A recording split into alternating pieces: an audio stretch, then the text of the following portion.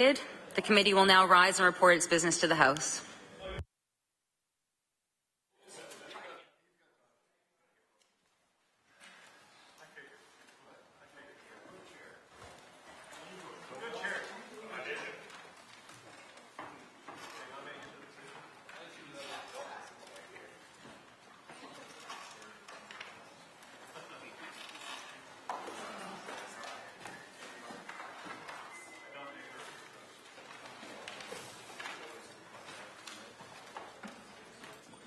Chair of the Committee on the Whole House will now report that the Committee of the Whole House on Bills has met, has made some progress, and begs leave to sit again.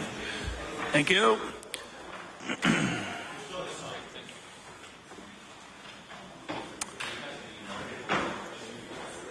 We'll now move on to oral questions put by members to ministers. The Honourable Leader of the Official Opposition. Thank you, Mr. Speaker. My question is to the Premier.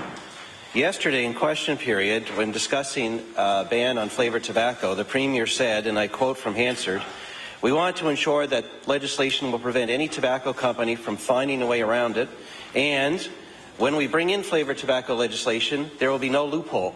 Just like to ask the Premier a simple question. What loophole was in the existing legislation that caused him to drop the ban on flavoured tobacco altogether? The Honourable Premier. Mr. Speaker, we want to first of all thank the honourable member for the question. Mr. Speaker, we believe the piece of legislation that's before this House, Mr. Speaker, was put together by so many Nova Scotians, stands by itself. We want to make sure, though, Mr. Speaker, that unlike at the federal Conservative level, Mr. Speaker, that there is no way for big tobacco to find their way around this piece of legislation. And we have the opportunity, and we have the time to do so, Mr. Speaker, and we're looking forward to making sure that by May 31st we pass that. The Honourable Leader of the Official Opposition. Well, thank you, Mr. Speaker. The Minister of Health said that the bill is flawed. The Premier said yesterday he wants to make sure there's no loophole. I asked a simple question: what loophole was in the bill that caused him to pull the ban on flavoured tobacco, which, by the way, Mr. Speaker, has been described as tasting like warm pancakes but still kills like cancer. I'd like to ask the Premier what caused the change of heart in the middle of the process here of passing this bill, or in other words, who convinced the Premier to pull the ban on flavoured tobacco? The Honourable Premier. Thank you, Mr. Speaker. I want to again thank the honourable member for the question. Mr. Speaker, what we have before us is the ability to pass legislation around e-cigarettes, Mr. Speaker, that will keep it out of the hands of young Nova Scotians. We will treat it just like tobacco. Business owners, small business owners, need an opportunity to prepare for the fact that they have to conceal that product. Mr. Speaker, they also have to prepare for the fact that advertising is no longer allowed at their premises of work. We believe giving them that window to May 31st is the appropriate window. Mr. Speaker, on top of that, we also have heard from Nova Scotians. We heard from members of the opposition who were, in some cases, unhappy with the piece of legislation that came forward. We want to listen to what they've said. We want to engage Nova Scotians in what they've said. We will bring in a piece of legislation on flavoured tobacco, Mr. Speaker, that will deal with the issue, and we'll do it on a timeline that is presented before this House of May 31st. The Honourable Leader of the Official Opposition. Well, thank you. Thank you, Mr. Speaker. I just want to be clear. Mr. Speaker, the Premier's the king. If you can't have it both ways, well, he can't have it both ways. We're very much in support of the rules as they are proposed on e-cigarettes. No one is disputing that. But the question wasn't even about that. It was about flavoured tobacco, where we actually believe there should be a ban, and the government has withdrawn that ban. But we're not the only ones that believe there should be a ban now, Mr. Speaker. The Canadian Cancer Society thinks that. Doctors Nova Scotia thinks that. Smoke-Free Nova Scotia thinks there should be a ban now, and so do many of our community health boards. But the government wants to take more time, Mr. Speaker. Well, we think this is something to be fixed now. We put a very reasonable amendment forward to actually put that ban back in place. Premier wants to consult more people, but beyond all of those groups, Mr. Speaker, it just leads to the question, who else does the Premier possibly need to talk to before he does the right thing and puts the ban back on flavoured tobacco? The Honourable Premier. Mr. Speaker, I want to thank again the honourable member for the question. I want to remind all members of this House that we have before us a piece of legislation that will deal with e-cigarettes. We have an opportunity to ensure that we close all of the loopholes, Mr. Speaker, in and around flavoured tobacco. That we listen to the concerns that were brought forward by the opposition members, that we vote and listen to Nova Scotians. We can ensure that we bring in an airtight piece of legislation that will ensure we protect young Nova Scotians, Mr. Speaker, from flavoured tobacco, and that is exactly what we're going to do, Mr. Speaker. The Honourable Leader of the New Democratic Party. Thank you very much, Mr. Speaker. Mr. Speaker, my question through you is to the Premier. Mr. Speaker, yesterday the President of the College of Family Physicians of Canada called for action on home care. Dr. Gary Mazawita, President of the College, said he had seen firsthand the health of older patients decline in hospital on waiting lists, and he said, and I quote, "Their function and mental well-being would have been better maintained and often even improved had adequate home care been available." So my question, Mr. Speaker, to the Premier is, does the Premier agree that home care is a good way to improve the well-being of our seniors who are waiting in hospital beds? The Honourable Premier. Thank you, Mr. Speaker. Yes, that's why we put an extra $30 million in the budget. The Honourable Leader of the New Democratic Party. Thank you very much, Mr. Speaker. I think the actual numbers are smaller than that, Mr. Speaker. It's about 22 million. Mr. Speaker, during last year's election, the Premier said he had a plan to put patients first. The election platform on health care said, and I quote, "When patients end up in hospitals, we need to make sure they return home as quickly as possible."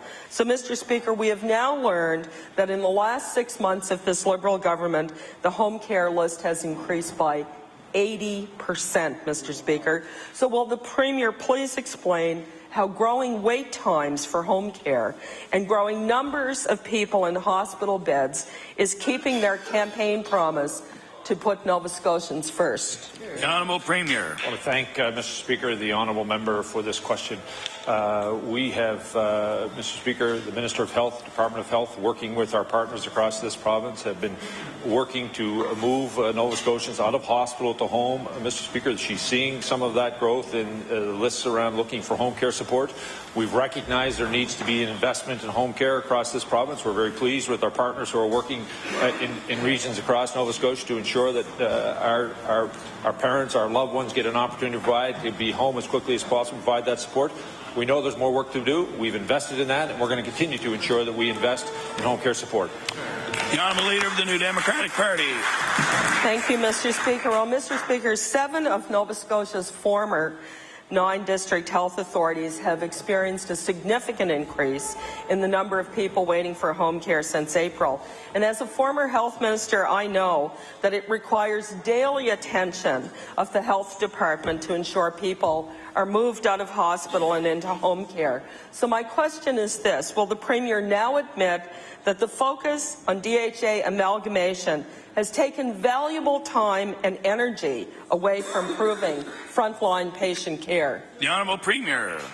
No, I wouldn't, Mr. Speaker. As a matter of fact, I want to thank the Minister of Health, Mr. Speaker, for not only doing the largest restructuring in the healthcare system in this province to put patients first, Mr. Speaker. I want to also congratulate him for, while he's been doing the hard work that government wouldn't do, Mr. Speaker, he ensured that we're getting more people from hospitals to home, and we will provide support in the home care system.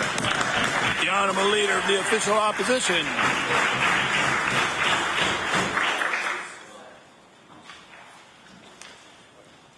Mr. Speaker, it appears another Liberal election promise is about to go down the tubes. Nova Scotia Power now wants to raise our rates starting in April of 2015. We know that the Liberals are over at the URB desperately trying to delay that increase, even if it means costing ratepayers another $8 million in interest payable to Nova Scotia Power. Mr. Speaker, the Consumer Advocate says this is, and I quote, buying customers a present with their own money, and I'll table that. My question for the Premier is, why is he trying to buy ratepayers a present with their own money instead of actually lowering rates? The Honourable Premier. Thank you, Mr. Speaker. First of all, let me congratulate the Minister of Energy on the tremendous work he's been doing on behalf of all Nova Scotians in this province. I want to thank the Minister of Energy, Mr. Speaker, for sending a message to the Utility Review Board to ensure that the savings, when we remove the NDP electricity tax off power bills, ends up in the pockets of Nova Scotians, Mr. Speaker, instead of spending 8 hours in this House ringing bells, it might have been more useful for the Leader of the Conservative Party to go down there and add his voice to the fact that he believes that money should stay in the pockets of Nova Scotians as well, and not in the pockets of Nova Scotia Power. The Honourable Leader of the Official Opposition. Mr. Speaker, perhaps the Premier should congratulate the ratepayers of Nova Scotia for their patience while his government flip-flops trying to twist themselves into pretzels to keep an election promise that they obviously can't keep because our rates are going to go up in 2015 after all, Mr. Speaker, and he knows it. And so does the chair of the Utility and Review Board, who said, and I quote, "The party who benefits the most from the delay that the government wants, plus interest, is the shareholder of Nova Scotia Power, in other words, Emera, because they will collect carrying costs, in other words, interest, at 7.8%. Well, what Nova Scotian would not want to earn 7.8%, but the Liberals are okay with that happening for Nova Scotia Power. Mr. Speaker, that's a pretty good return. So I'll ask the Premier, why would he ever agree to a new policy that allows Nova Scotia Power to be the biggest beneficiary? The Honourable Premier. Mr. Speaker, I would encourage the Leader of the Conservative Party to periodically to stop and listen. Just every once in a while, Mr. Speaker, someone else might have an idea that he doesn't have, Mr. Speaker. And the fact of the matter is, Mr. Speaker, and the fact of the matter is, we're going to take off, Mr. Speaker, the NDP electricity tax. We're going to drive power rates down. And, Mr. Speaker, it would be helpful if they would go to the Utility Review Board, Mr. Speaker, and add their voice to supporting ratepayers and not shareholders. The Honourable Member for Sackville-Cobequid. Speaker, my question is for the Minister of Health. Yesterday, in trying to explain the 80% increase in home care wait lists, the Minister of Health indicated that he increased the home care budget by over $30 million this year. Reviewing the supplementary budget information, Mr. Speaker, which I'll table, the increase from 2013-14 forecast to the 14-15 estimate is only $22.6 million. That's nearly a quarter short. So would the Minister of Health agree the 80% increase in home care wait lists is due to a quarter% shortfall in what they had agreed to support home care services this year with? The Honourable Minister of Health. Thank you very much, Mr. Speaker, and I'm sure the honourable member will know that besides the amount going directly to assist in terms of home care, there are an array of other programs that do support Home First, for example, that there are other programs within the budget that allow for greater care in the home. In fact, one of the areas as we transition from more nursing home beds to care in the home, in fact, is we have reduced the nursing home wait list, and now we need as well to get more providers for home care to make sure that we meet that growing demand. The Honourable Member for Sackville-Cobequid. Thank you, Mr. Speaker. In the supplementary budget information that I tabled, it shows that home care budget for former Annapolis Valley DHA received 1.2% increase more for home care, but they saw their increase in wait lists up 52%. The South Shore District home care budget increased by 1.8%, but they saw their home care wait list increase by over 800%, Mr. Speaker. In the Chronicle Herald, on the home care wait list, the minister yesterday indicated that he doesn't see it as a dramatic increase, Mr. Speaker. So through you, Mr. Speaker, to the Minister of Health, if 80% increase in home care wait list isn't dramatic, what is? The Honourable Minister of Health. Thank you very much, Mr. Speaker. We all know that we can use statistics in terms of percentages versus actual numbers.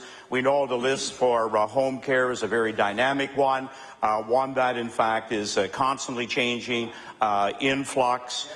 We know that right now we can do better in terms of utilizing all of the dollars provided for home care, and that's where refreshing the continuing care strategy will help us realize that.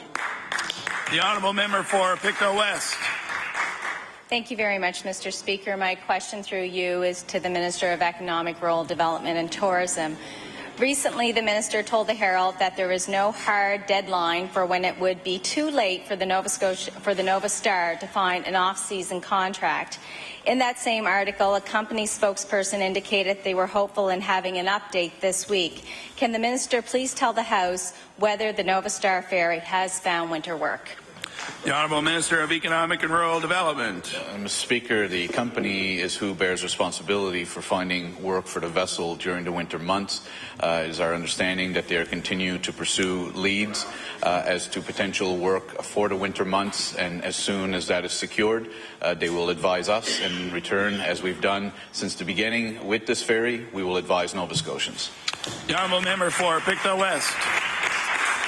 Thank you, Mr. Speaker, and I thank the Minister for his answers. As lobster season approaches in District 34, there are a lot of concerns that the Nova Star is in the way.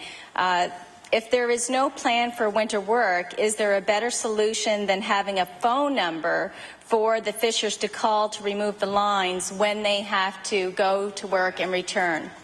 The Honourable Minister of Economic and Rural Development. Well, Mr. Speaker, I believe it was almost a week ago when I advised Nova Scotians that the company had acknowledged a concern that the mooring lines for the vessel may interfere with the local lobster boats, and as a result of that, the company was seeking an alternate site for the vessel. I commend the company for recognizing that issue and wanting to continue to have a very good relationship with local fishermen as they prepare for lobster season. I would expect that within the next few days that the vessel will be leaving the port of Yarmouth for another location while it continues to try to secure winter work. The Honourable Member for Sackville-Cobequid. Thank you, Mr. Speaker. My question is to the Premier. Contrary to the Premier's talking points when it comes to the sale of flavoured tobacco, his Liberal government policy is anything but progressive, Mr. Speaker. In fact, a jurisdictional review published by the Canadian Cancer Society in April 2014 shows that Alberta has passed a bill banning flavoured tobacco, and Manitoba and Ontario have introduced similar legislation. At a time when much of the country is working towards banning flavoured tobacco, Mr. Speaker, Nova Scotia is heading in the wrong direction. So my question for the Premier is this. If the Premier of Alberta can place a ban on sale of flavoured tobacco, why can't the Premier of Nova Scotia do the same thing? The Honourable Premier.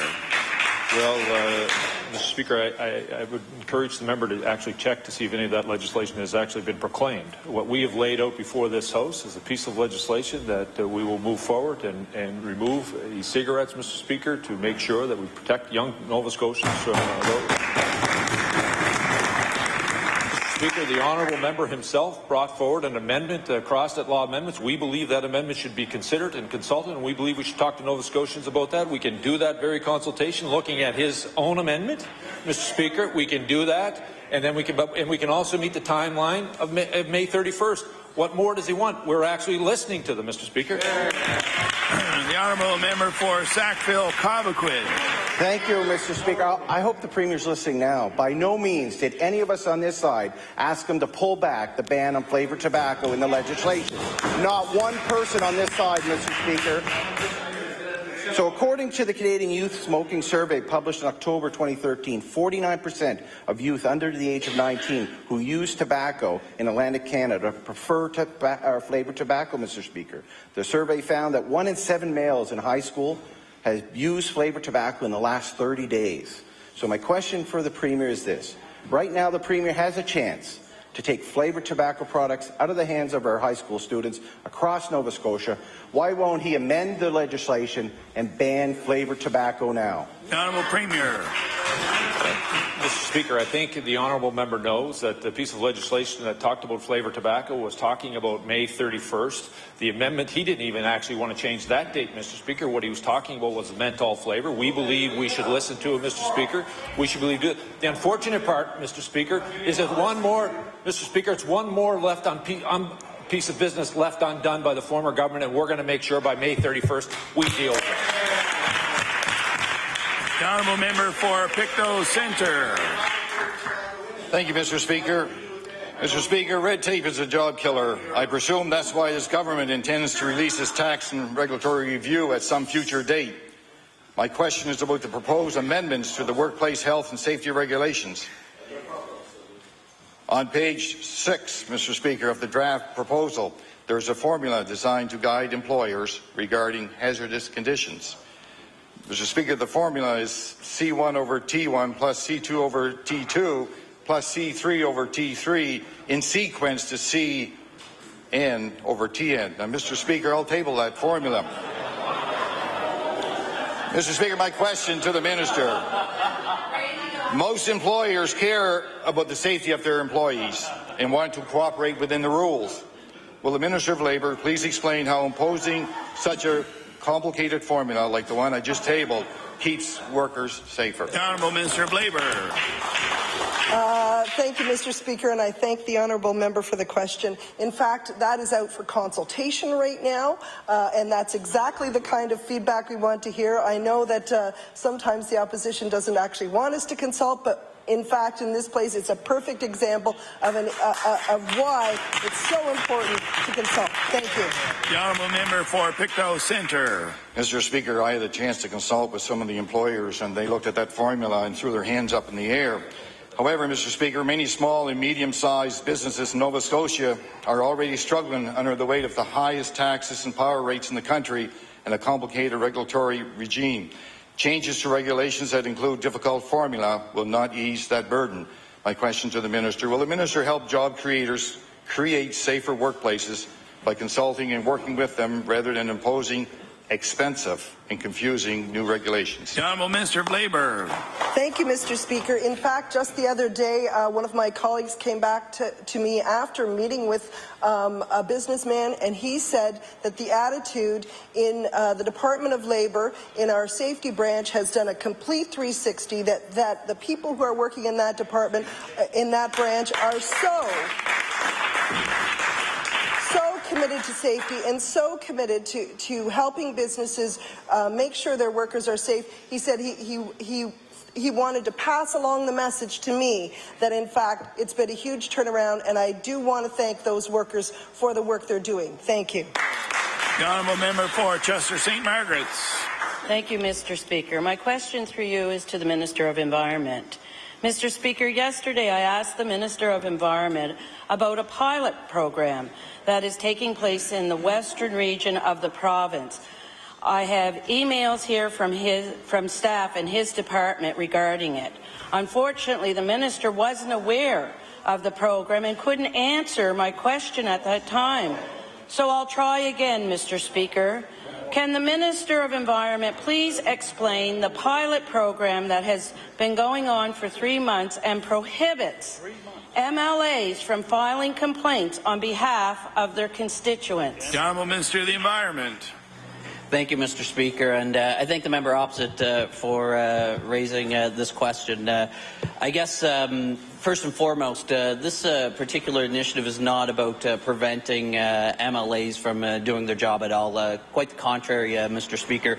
What we're intending to do here, if you look at it in terms of affecting our constituency offices, as the member seems to be most concerned with, is actually the way, and I may be a rookie, maybe I don't understand my job fully in my constituency office, Mr. Speaker. The member opposite has more experience, but I know that in my job, when environment issues come to my constituency office, I direct them down the hall so that we can have the individuals bring the information firsthand to our staff. If people are having issues, Mr. Speaker, with how our office is handling those complaints or issues or information being brought forward, that's something that needs to be escalated, certainly, and that's something I would look forward to hearing from my members, all members across in this House on behalf of their constituents. But for actual reported incidences, Mr. Speaker, we want to get that information firsthand so we can make better decisions. The honourable member for Chester St. Margaret's.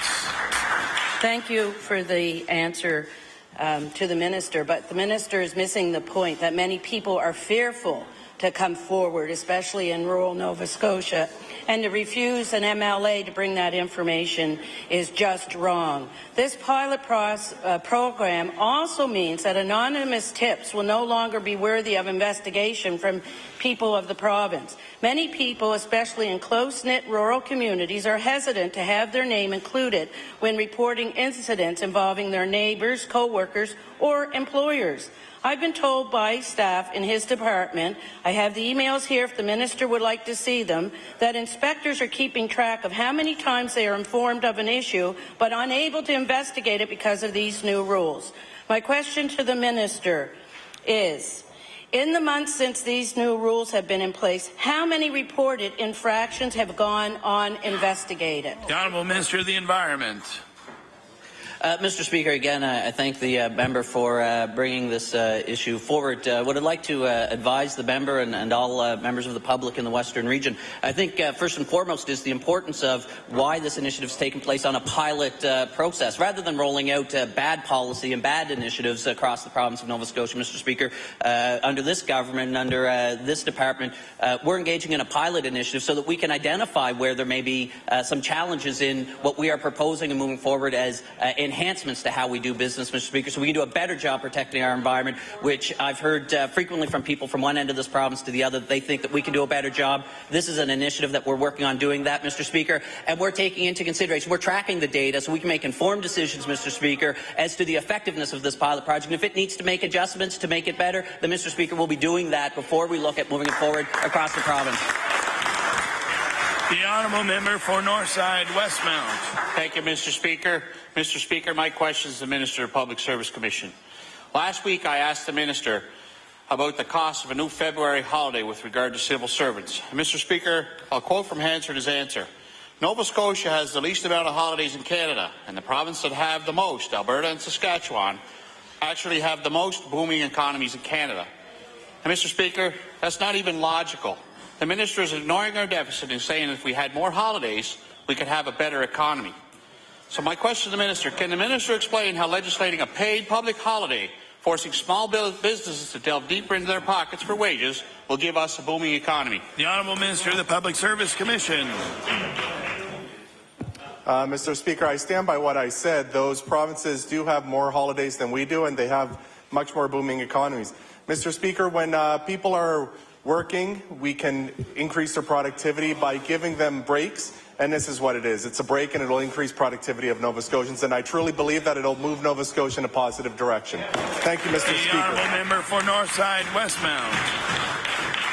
Mr. Speaker, maybe the Minister should try creating jobs instead of creating holidays from the few jobs that we do have.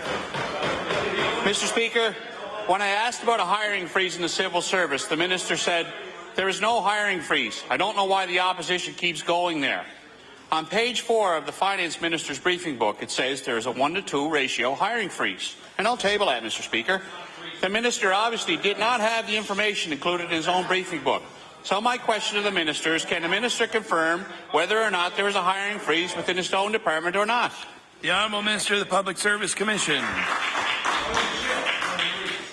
Mr. Speaker, filling half of our positions is not a hiring freeze. A hiring freeze is filling none of our vacant positions. Mr. Speaker, I'd also like to add, as an entrepreneur in Nova Scotia, having owned various companies, I have hired Nova Scotians, Mr. Speaker, and I have created jobs. Thank you. The honourable member for Sackville-Cobequid. That's what he's looking for. Oh, how you doing, Mr. Speaker? My question is for the Acting Minister of Service, Nova Scotia Municipal Relations. In a recent provincial municipal fiscal report, recommendation 13 and 14 suggests that the Minister should abolish all 22 villages in Nova Scotia. This came as a shock, Mr. Speaker, to those villages, as they were the only ones left out of the consultation for creating this report. So I'd like to ask the Acting Minister, does the Acting Minister and her government think it's fair that the harshest recommendation in that report is targeted at the only group that weren't consulted? The Honourable Premier. Thank you, Mr. Speaker. Mr. Speaker, I want to thank the honourable member for the question. I think it's an important question. It's important that every member of this province recognize that piece of paper that was brought out was a piece of paper for consultation. Mr. Speaker, I have said to villages across this province, the same as I have said to towns and municipalities, this government will not force anyone to amalgamate, but we will work with communities who want to amalgamate. The honourable member for Sackville-Cobequid. Thank you, Mr. Speaker. I'm sure there's some comfort in those words and that commitment from the Minister, or from the Premier, sorry. But why? The question is, why were they not allowed to be part of creating that report? The Lawrencetown Village Commission said in a recent article that the government move is narrow-minded, ill-conceived approach, and I'll table that, Mr. Speaker. The New Minas Village Commission said these two recommendations around villages come completely out of left field. It's almost as if they had blank page and said, well, we've got to put something there, and I'll table that, or I just did, Mr. Speaker. So I would like to ask the Premier, why wouldn't the Premier now indicate to those villages that that recommendation will not even be considered in future endeavours on the fiscal management review that was done? The Honourable Premier. Thank you, Mr. Speaker. I want to correct something that the Minister said. Mr. Speaker, this was a document put together by municipalities. Mr. Speaker, it was chaired by Chair of the UNSM, Mayor Corkum. They laid out these recommendations. They weren't accepted or endorsed by the government at all. They were put out for a consultation piece, but I want to remind all members of this House that it has been this government that has made it very clear we will not be forcing municipalities to amalgamate in any part of this province, Mr. Speaker, but we will work with municipalities across this province who want to do so, Mr. Speaker, and that includes villages. Mr. Speaker, that includes villages. I don't know why the honourable member is afraid to take for the fact we've given him an answer. Fact of the matter is, villages will not be forced to amalgamate. The honourable member for Sydney River, Myra, Lewisburg. Well, thank you very much, Mr. Speaker. Mr. Speaker, my question to you will be to the Minister of TIR. The Torquay-McLean ferry was taken to dry dock for scheduled repairs in mid-July, and it was supposed to be there for 10 weeks and be back in service by the end of September. That date came and passed, and then it was said it would be the end of October. Now, last week, our minister said that it was hopeful it would be by mid-November. So my question is, on what date can the people of Victoria County expect the Torquay-McLean to be back in service? The Honourable Minister of Transportation. Thank you, Mr. Speaker, and I'd like to thank the member for the question. The Torquay-McLean is undergoing dry dock inspection and dry dock enhancements, Mr. Speaker, being performed by AECon, which is a great Nova Scotia success story in terms of industry and sector building here, and they're great shipbuilders, they're great ship contractors, so we're happy to have them doing the work. The reality is, Mr. Speaker, on the project, safety is number one, first and foremost, no questions asked. So when we take a vessel like the Torquay-McLean out of service, we do it full inspection, make sure that everything is perfect. It's our busiest ferry. It's the most active ferry that we have in the province in terms of vehicle passengers and overall traffic.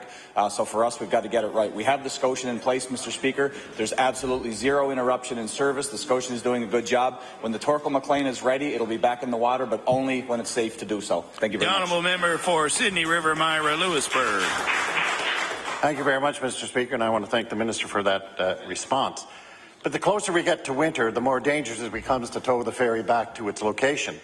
And on October the 2nd, the Minister said unexpected repairs have cost the project an extra $280,000 over the original tender price of $776,000. Now, it's more than 6 weeks behind schedule, and there's still no service date in sight. I wonder if the Minister could tell us what unexpected repairs are causing the ongoing delays and the cost overruns. The Honourable Minister of Transportation. Mr. Speaker, I'm certainly not an expert in shipbuilding or ship repair, but I know that I have access to people who are. John McCravich in our department is an expert in ferry services, in ferry maintenance and know-how. He's the lead on this. I trust him wholeheartedly. He does a good job, and he gets accurate information and does what he can to support the services of our ferries. At the end of the day, Mr. Speaker, the Torquay-McLean will be back in the water when it's safe. No question about it. The tug from AECon shipyard down to the Englishtown ferry is certainly can be a tough one. Weather plays a factor, no question. When we can get the vessel there, it will be there. But I want to ensure all Nova Scotians, particularly those living in the Englishtown area who rely on that vessel, that the Scotians doing a great job. There's no service interruptions, and there will not be any service interruptions. Thank you very much. The Honourable Member for Sydney River, Myra, Lewisburg. Well, thank you very much, Mr. Speaker. And my question again will be to the Minister of TIR. And it's the people of the Tanana Islands are essentially stuck as they wait for repairs on the William G. Ernst Ferry. Residents on that island have expressed frustration as the ferry's disrepair may negatively impact on the lobster season, which is to start shortly. So here we have another ferry problem in Nova Scotia. It seems with this government, if it floats, it's in doubt. What assurances can the Minister provide the people on Tanana Islands that this ferry will be operational in time for the lobster season? The Honourable Minister of Transportation. Mr. Speaker, the officials in our department are working on the ERNS to see what the timeline looks like. I want to mention that the MLA for Chester St. Margaret's, along with the MLA for Lunenburg, have worked together on this issue. Mr. Speaker, I want to be very clear. This is a significant issue. The people of the Tancooks, they rely on this service. It's their mode of transportation back to the mainland. So there's nothing more important with respect to our ferry services than to make sure there is a vessel in the water.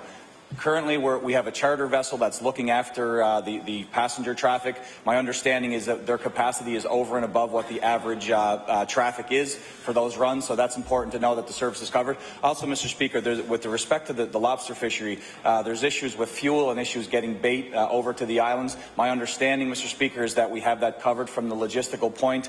Certainly open to any information that suggests the contrary. We've got to get those materials to the islands as soon as possible. So for us, it's about passenger traffic. We understand the frustrations, Mr. Speaker, but we're going to keep that service, and we're going to do what we can. Thank you. The honourable member for Sydney River, Myra, Lewisburg. Well, thank you, Mr. Speaker, and I want to thank the minister for that response, that long response. Mr. Speaker, the people of Tannacook Islands had received assurances that the Scotian ferry would be on standby to provide services, and I'll table that document. Yet, the Scotian is still needed to service Englishtown, and then as that ferry goes under the repairs that it's needed for the Torquay-McLean.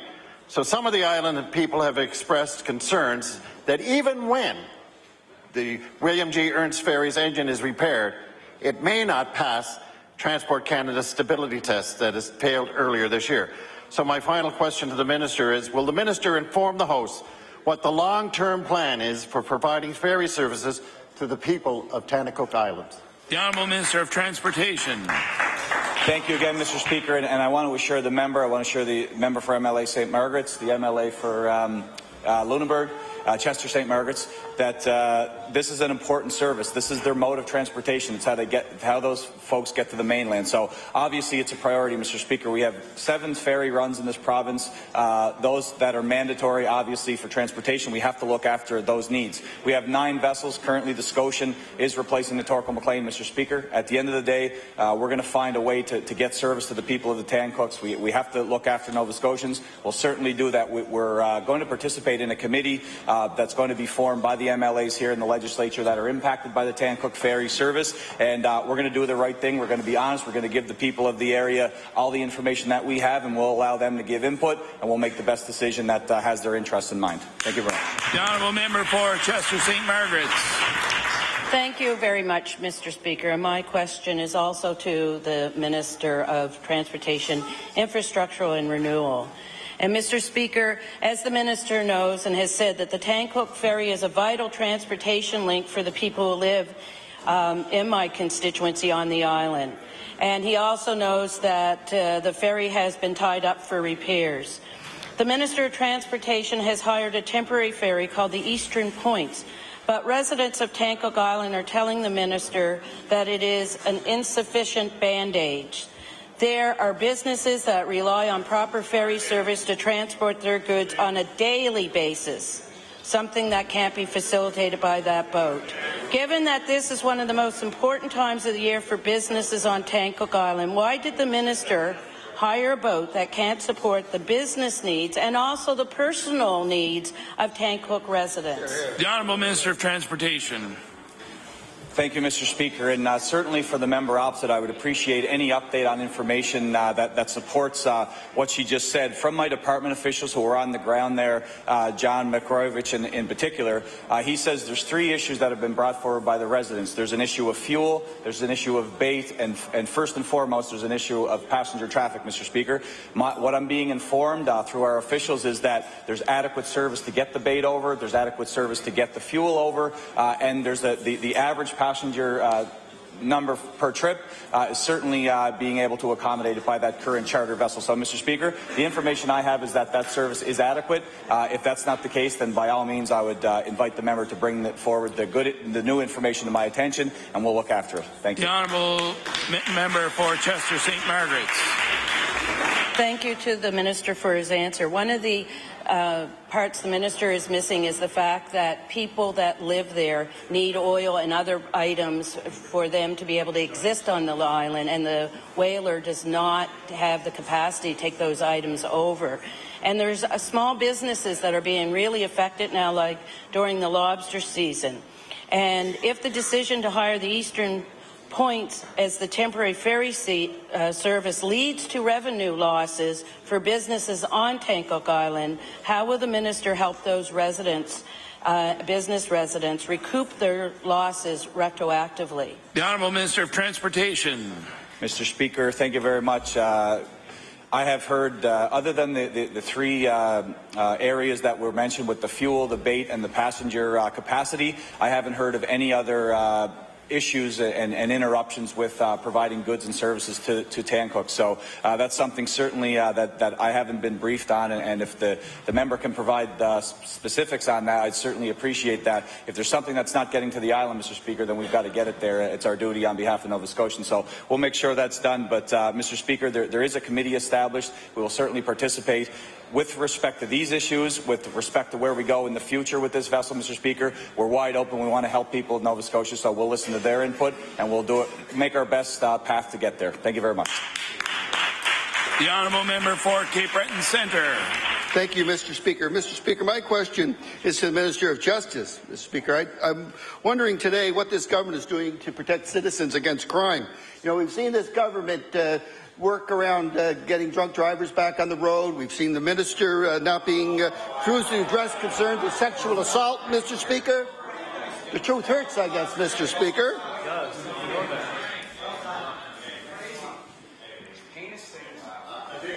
Yeah. So, Mr. Speaker, with that said, crime statistics are going up. So a simple question to the Minister is, what is her government doing to protect citizens of Nova Scotia against serious crime? The Honourable Minister of Justice.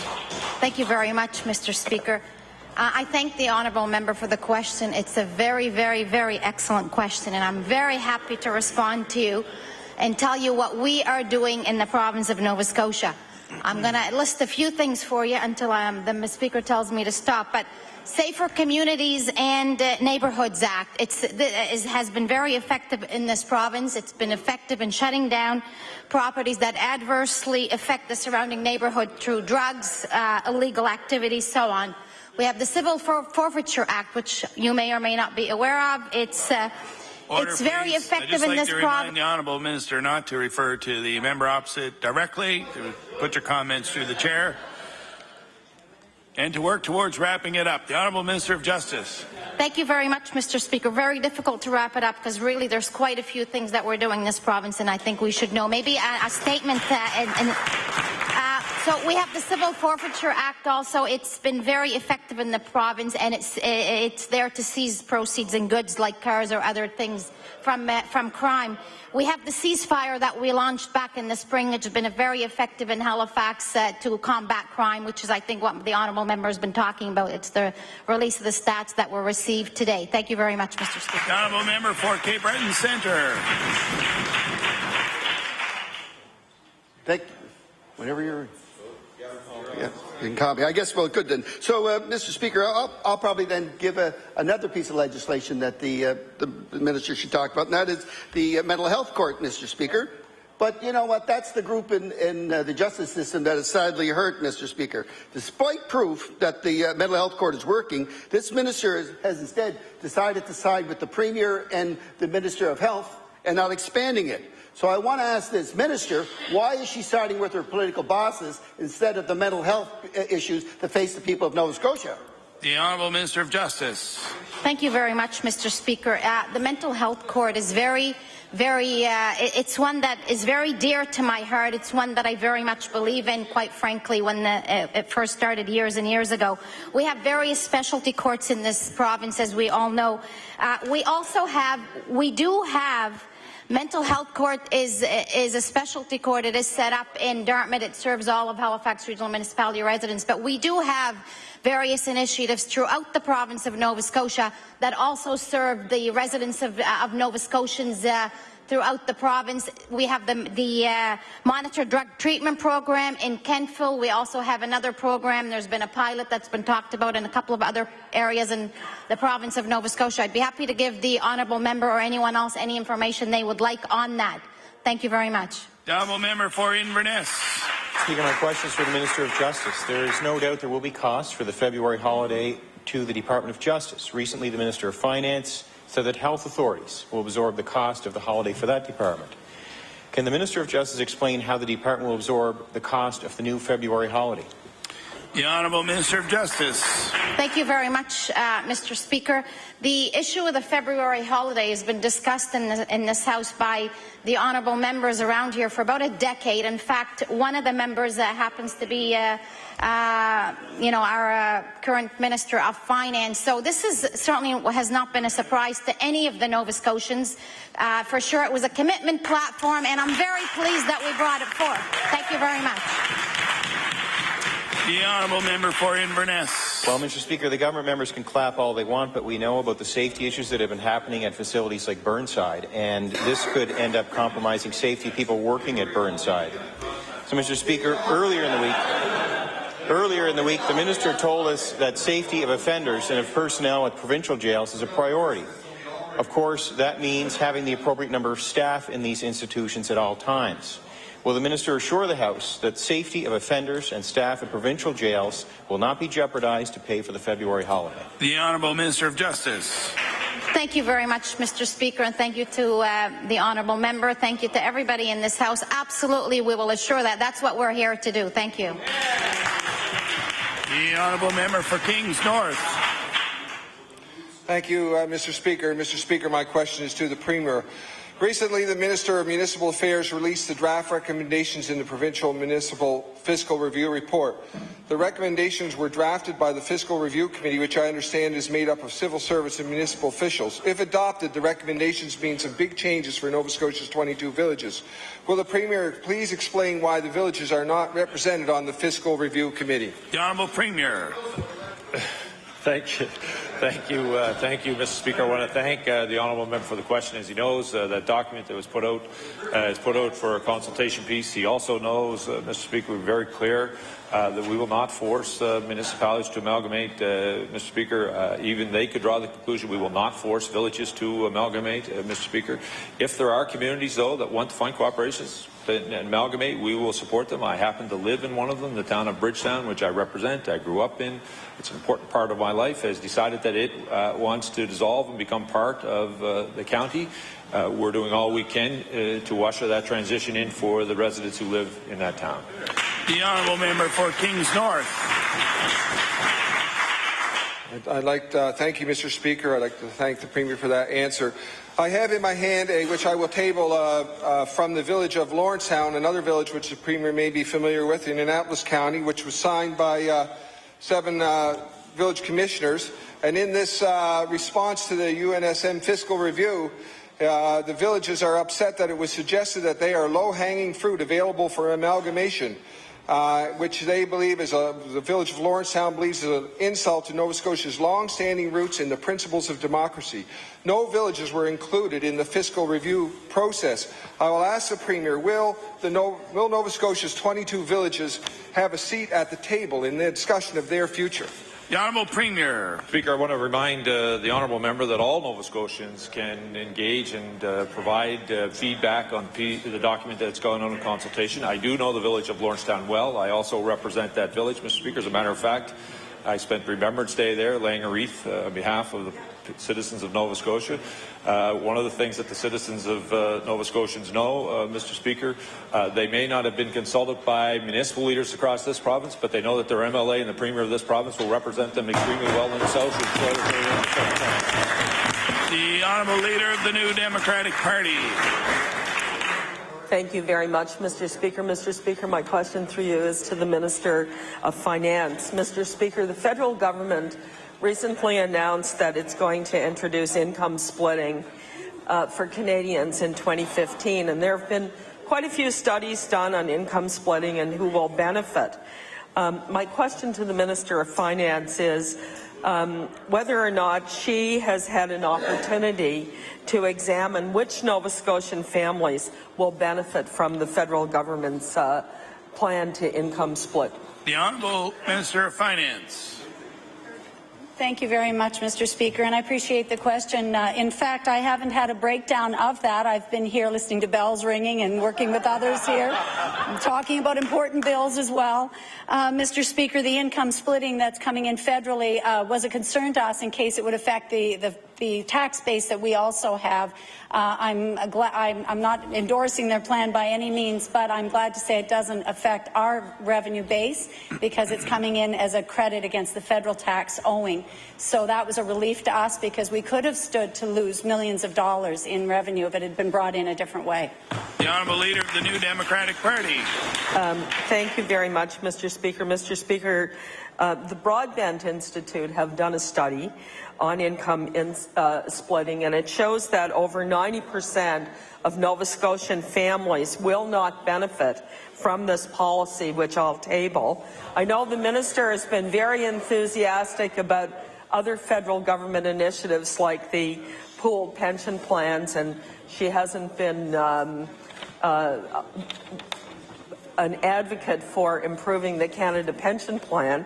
So I want to ask the Minister if at some time in the future when she's been briefed, if she will be informing the House of what this government's position is with respect to income splitting. The Honourable Minister of Finance. Thank you very much, Mr. Speaker. And as I said in my first answer, this won't affect the revenue of our province, so it's really a decision of the federal government. It will affect some Nova Scotians, and as the member opposite has just said, it will be a small segment of the Canadian population, so I would assume it's only a small section or segment of our Nova Scotia population. Order, please. Time allotted for oral questions by members to ministers has expired. The Honourable Government House Leader. Speaker, I move that you do now leave the chair and that the House resolve itself into a committee of the whole on bills. The House will now resolve itself into the committee of the whole House on bills. The House will recess for 1 minute while we get ready.